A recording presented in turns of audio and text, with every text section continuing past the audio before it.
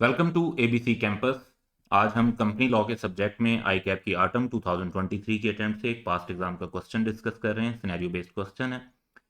Question ये है कि in the annual general meeting AGM of Hafnium Engineering Limited the chairman proceeded to an agenda item which sought members approval for investment in associated company.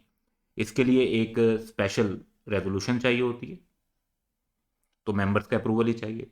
Without delay he requested approval through a show of hands. Based on the result of show of hands, he promptly declared the resolution approved. यानी chairman ने ये declare कर दिया कि ये resolution approve हो गई है on the basis of show of hand, polling नहीं हुई। After the meeting Ali, a member of HEL who attended the AGM for the first time, voiced his reservation, stated he had expressly asked for a poll, कि उसने तो poll के लिए कहा था, and request that seem to have been disregarded, और उसकी जो पोल की रिक्वेस्ट है वो डिसरिगार्ड कर दी गई। हालांकि शो ऑफ हैंड के रिजल्ट से पहले या बाद में अगर पोल डिमांड किया जाए रेलिवेंट रिक्वायरमेंट्स के मुताबिक तो फिर पोलिंग होनी चाहिए। Additionally he highlighted that chairman fail to provide a definite count of members in favour और अगेंस्ट द रेजोल्यूशन। ये तो खैर रिक्वायरमेंट नहीं होती चेयरमैन के लिए कि वो एग्जैक्ट नंबर बताएं। शो ऑफ हैंड पर तो एक जनरल अंडरस्टैंडिंग की बेस पर डिसीजन अनाउंस कर दिया जाता है, उस पर किसी को इतराज़ हो तो पोलिंग हो जाती है, वरना वही डिसीजन कंक्लूसिव समझा जाता है। तो फेवर और अगेंस्ट का जो काउंट है वो तो ऑब्वियसली चेयरमैन की ड्यूटी नहीं बनती कि वो प्रोवाइड करें। In the light of provisions of companies act, comment on the following matters, और हमारे पास पहला मैटर जो है वो है validity of the chairman's declaration of approval. So इसमें यह कि चेयरमैन की तरफ से जो डिक्लेरेशन है अप्रूवल की वो वैलिड होगी अगर ये डिमॉन्स्ट्रेट कर दिया जाता है कि अली ने पोल के लिए कॉल नहीं की थी इधर बिफोर और after the announcement of voting outcome. तो अली का लेकिन यहाँ पे देखें क्लेम ये है कि उसने पोल के लिए कहा था।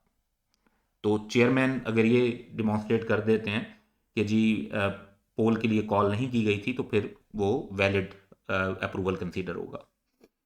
दूसरा, अली ने अगर इनिशियली पोल रिक्वेस्ट किया और बाद में विदड्रॉ कर लिया हो तो तब भी जाहिर बात है कि जो पोलिंग है वो करना ज़रूरी नहीं रहती। अब इसमें फर्दर पॉइंट्स भी इंपॉर्टेंट हैं जो validity of chairman approval, declaration of approval के लिए रेलिवेंट हैं। वो ये हैं कि जब शो ऑफ हैंड यूज़ होता है तो डिक्लेरेशन बाय चेयरमैन जो होती है कि रेजोल्यूशन पास हुई है या नहीं पास हुई, वो एक कंक्लूसिव एविडेंस कंसीडर होता है एजीएम में या किसी भी जनरल मीटिंग में। इसी तरीके से चेयरमैन की तरफ ऐसी कोई लॉ की रिक्वायरमेंट नहीं है कि चेयरमैन को स्पेसिफिक नंबर या प्रोपोर्शन ऑफ वोट जो है वो एग्जैक्ट बताने चाहिए। तो लॉ में ऐसी कोई रिक्वायरमेंट चेयरमैन की तरफ से नहीं है, तो अली की ये एक्सपेक्टेशन गलत है। और थर्ड एंड लास्ट पॉइंट ये कि एजीएम के जो मिनट्स होते हैं उनका रिकॉर्ड जो मेंटेन किया जाता है वो कंक्लूसिव एविडेंस कंसीडर होता है of the decision based on the show of hand that was taken.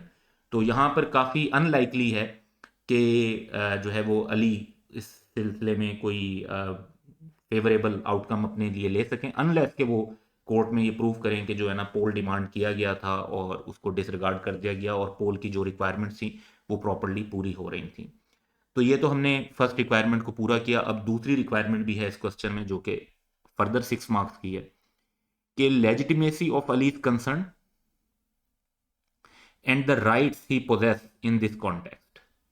तो चेयरमैन के एंगल से तो हमने वैलिडिटी को डिस्कस कर लिया, लेकिन अब अली के एंगल से उसके कंसर्न्स के हद तक ठीक है और उसके राइट्स इस सिलसिले में क्या होंगे, अगर जो है कोर्ट में जाने का राइट तो होता ही है, तो वो राइट जो है क्या है हम उसको डिस्कस करेंगे। तो अब उसकी तरफ चलते हैं। पार्ट बी, अली के जो कंसर्न्स हैं उसमें अली को अगर वैलिडेट करना है अपने कंसर्न्स को तो पहले तो उनको ये साबित करना पड़ेगा कि उन्होंने पोल वाकई ही डिमांड किया था बिफोर और अपॉन द डिक्लेरेशन। इसमें यह जरूरी नहीं कि डिक्लेरेशन से पहले किया हो, डिक्लेरेशन के बाद भी अगर उन्होंने पोल डिमांड किया था तो वो मैटर करता है, वो वैलिड होगा। और फिर उन्हें यह साबित करना होगा कि अगर उन्होंने पोल डिमांड किया था तो वो विड्रॉ नहीं किया था और उनके पास at least 1/10 of the total voting power है, क्योंकि इससे कम पावर के साथ अगर आप पोल डिमांड कर भी लेते हैं तो वो वैलिड रिक्वायरमेंट कंसीडर नहीं होगी। और ये अलबत्ता ये है कि ये पोल की डिमांड वो इंडिविजुअली भी कर सकते हैं, दूसरे मेंबर के साथ भी मिलकर कर सकते हैं जो in person, through video link और बाय प्रॉक्सी अवेलेबल हो। और अली इसमें बताया हुआ है कि मीटिंग उन्होंने खुद तो अटेंड की ही थी, बाकी लोग जो हैं वो प्रॉक्सी से भी आए हुए हों तो वो अगर उनके साथ मिलकर डिमांड की हो तो that would be valid as well. अब अली का जहां तक ये कंसर्न है कि चेयरमैन ने एक डेफिनेट काउंट प्रोवाइड नहीं किया, ये इनकरेक्ट है, क्योंकि चेयरमैन को इस तरह की कोई प्रूफ देने की जरूरत नहीं होती, लॉ में ऐसी कोई रिक्वायरमेंट नहीं है, ऑलरेडी हमने पार्ट ए में भी इसको डिस्कस किया। अब अली का इस सारे कॉन्टेक्स्ट में राइट किया है कि अगर अली एक मरतबा ये स्टैब्लिश कर देते हैं कि उनके कंसर्न्स वैलिड हैं, तो फिर वो कोर्ट के अंदर एक पेटिशन दे सकते हैं जिसमें वो कोर्ट को रिक्वेस्ट करेंगे कि एजीएम की प्रोसीडिंग को इनवैलिड करार दिया जाए due to irregularities of the AGM proceeding. For example जिसके पोल डिमांड हुआ था और उसको डिसरिगार्ड कर दिया गया, जिसकी वजह से ही वॉज प्रिवेंटेड या दूसरे लोगों को भी प्रिवेंट किया गया जिससे वो अपने राइट्स को प्रॉपर्ली यूज कर सकते, और इसी तरीके से वो उस जो रेजोल्यूशन है इम्प्यून्ड रेजोल्यूशन, यानी जिस रेजोल्यूशन को वो कह रहे हैं कि गलत रेजोल्यूशन पास हुई है, उसको कैंसिल भी करवा सकते हैं। Annulment mean cancel. इसमें टाइम लिमिट भी है और वो इंपॉर्टेंट है कि जो इम्प्यून मीटिंग यानी जिस मीटिंग के अंदर ये इशू बता रहे हैं, उस मीटिंग के 30 डेज के अंदर अंदर कोर्ट में पेटिशन फाइल करने की ज़रूरत है अली को। अगर इससे डिले टाइम हो जाएगा तो फिर वो पेटिशन फाइल नहीं कर सकेंगे। तो that's all for today. Have a good day.